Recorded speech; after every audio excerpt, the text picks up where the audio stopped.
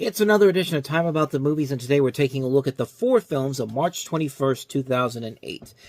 Easter weekend, of course, and of course everybody was taking the families out to go see Horton Hears a Who, but there were four other films that came out that tried to combat it. Most of them failed, but the first one came pretty close, and we'll talk about that one right now.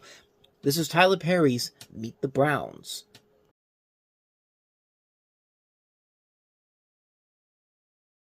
Well, I'll give Tyler Perry this. Thank you for introducing me to Chaka Khan's To the Fire. That's the first time I ever heard that song when I saw that trailer. And it's a classic song, man. It's a song I listen to every once in a while, man. Like, it's a great, great song. But this is Meet the Browns, and technically it's part of the Madea cinematic universe. Apparently that's a thing, but you see Madea in the trailer there, and this also spun off into its own series of films. Not only series of films, but a television series, just like Tyler Perry's House of Pain did.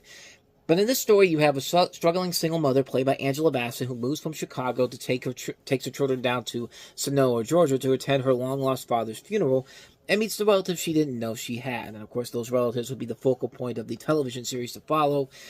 You also have Rick Fox playing the love interest in the movie. You also have Sofia Vergara in here, Margaret Avery, Jennifer Lewis, Frankie Faison. So a lot of recognizable talents all across the board in the film. But yeah, kind of like with most of Tyler Perry's other movies, I have not seen this one in particular. The only thing I remember from this one was the fact that it did introduce me to the song Through the Fire. But other than that, though, I've never seen the movie. Like I said, I've said it before. I haven't seen many of the Tyler Perry movies. I've only seen a couple here and there. But this is definitely one of those ones that I did not get to see. But once again, kind of like with the other ones, it doesn't look that bad overall. It feels like it fits in the same vein as Madea's Family Reunion and the Madea movies in general. But yeah, that's pretty much all I know about this one in particular. But like I said, I've only seen a few of Tyler Perry's movies. I have not seen all of them. So this one, I can't really say too much more about it. But like I said, it doesn't look that terrible overall. So that is Meet the Browns. So let's go ahead and move on to some movies that I have seen. And yeah, this one, I regret seeing this one when I saw it back in 2008. Does it hold up any better now? Let's talk about Gilbert Taylor.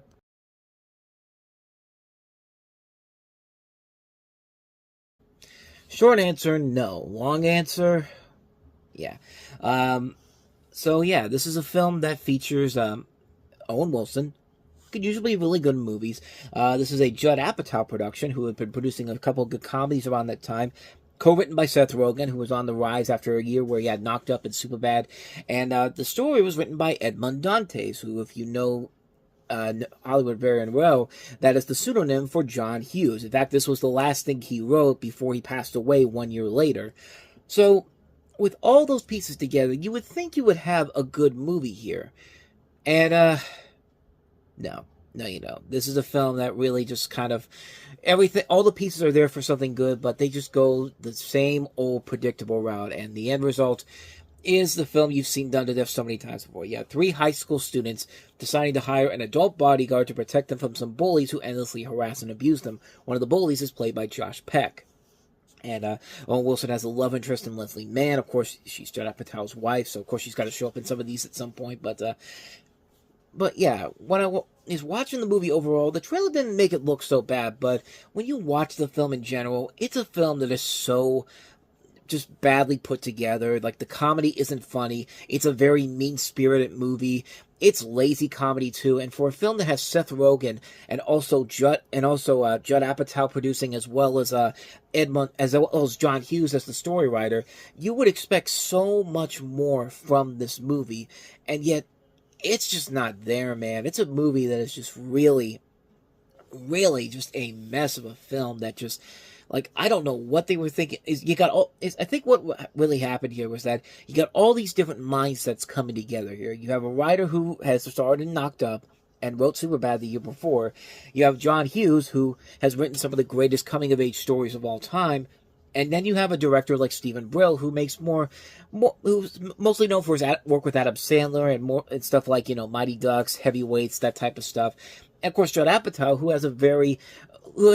has proved to be very successful with the raunchy comedy in the mid-2000s. But all these pieces have to come together into this movie, and it's just a cluttered mess of a film all across the board. Despite everybody trying their best, Owen Wilson's not bad in here. He's given it his all, but at the same time, there's just nothing there in the long run. It's a movie that feels like it's very cluttered, and you have all these mindsets coming together that just don't mesh well at all.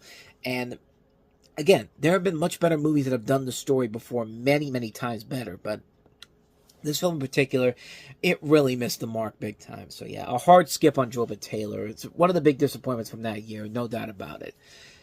So with that said, hey kiddies, how about another J-horror remake? Let's take a look at what Fox has in store with Shudder.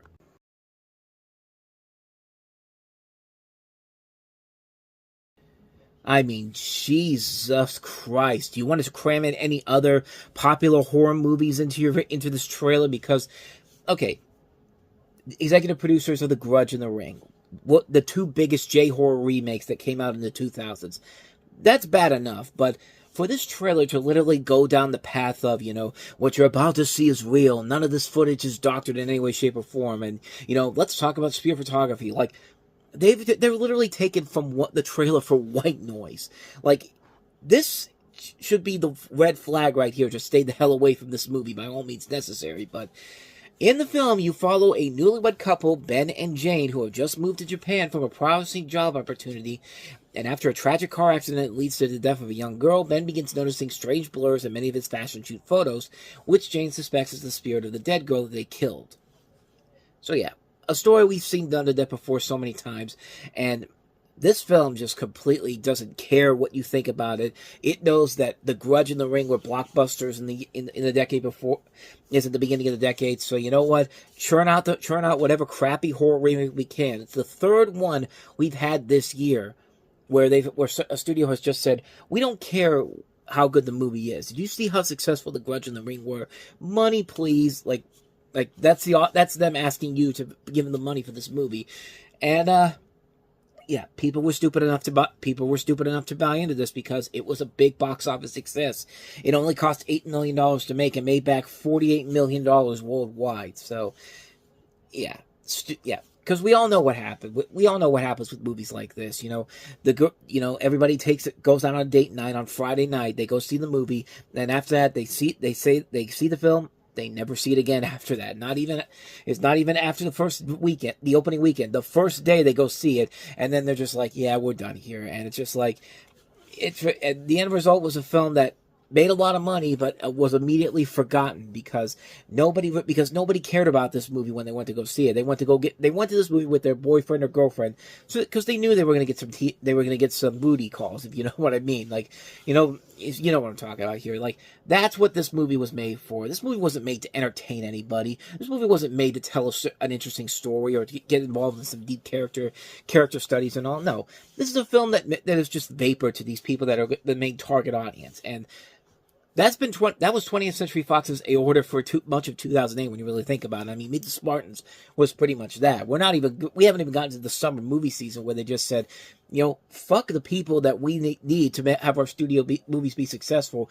I'm gonna show everybody how much I hate the critics, says Tom Rothman, by putting out these movies and not letting people in specific areas see the film to give it a proper review. And we'll get into that later on down the road. But yeah, that's definitely something that's worth talking about later on down the road. But this, yeah, it's about as bad and as generic as you think it is. It's not a good movie. It's a terrible film.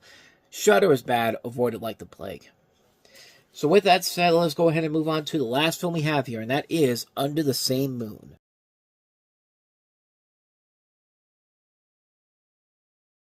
Or La Misma Luna, if you want to go by the Spanish title for this. This is a story where you follow a 9-year-old boy and his mother, Rosario, played by Kate del Castillo, and to give her son a better life, Rosario works illegally in the U.S. while Carlito stays in Mexico with his grandmother. When unforeseen events unfold, both Rosario and Carlitos undertake separate journeys striving to reunite. So yeah, very much a film that is, very topical even to this very day. The whole movie is about humanizing the immigration debate as a whole, and that's still a very hot topic even by today's standards. And I wish I had more to say about it, but I've never seen it before. I could also tell you that Eugenio Derbez is also in the film, and he went on to become somewhat of a comedy star after this came out. Because he had a couple movies in the 2010s that were big successes, and also America Ferrera, who was coming off of her success with Ugly Betty, is in the film as well. But other than that, though, I haven't seen the movie. doesn't look that bad. It looks like a film. Like I said, it's a film that looks like would still be very much topical, even if it was made by today's standards. So, yeah, I think it's a film that probably going to be pretty good. I've heard no really not that bad things about it. The only thing I can probably look at and think that might be bad is the fact that it's a little too Oscar baity, if you will. That's probably why this opened so early in March. But other than that, though, it doesn't really look that bad of a movie per se. So, I mean, it could be good. But, yeah, like I said, haven't seen it, so I can't really say if it's any good or not. But it does look pretty promising, though. So, that is Under the Same Moon, or La Misma Luna. And so, with all of that said, we wrap up another edition of Time About the Movies, and the next time we meet, we will take a look at 4 more movies to wrap up the month of March 2008. We have Kevin Spacey, back when he was a big box office draw, not the crazy person that he is now. Kate Bosworth and Jim Sturgis starring in 21. We have David Zucker's latest spoof movie, superhero movie, which is the far better spoof movie to come out in 2008. We also have Stop Loss, which stars Channing Tatum among the cast in it. And also Simon Pegg starring in a film directed by Ross from Friends. David Schwimmer directed this one.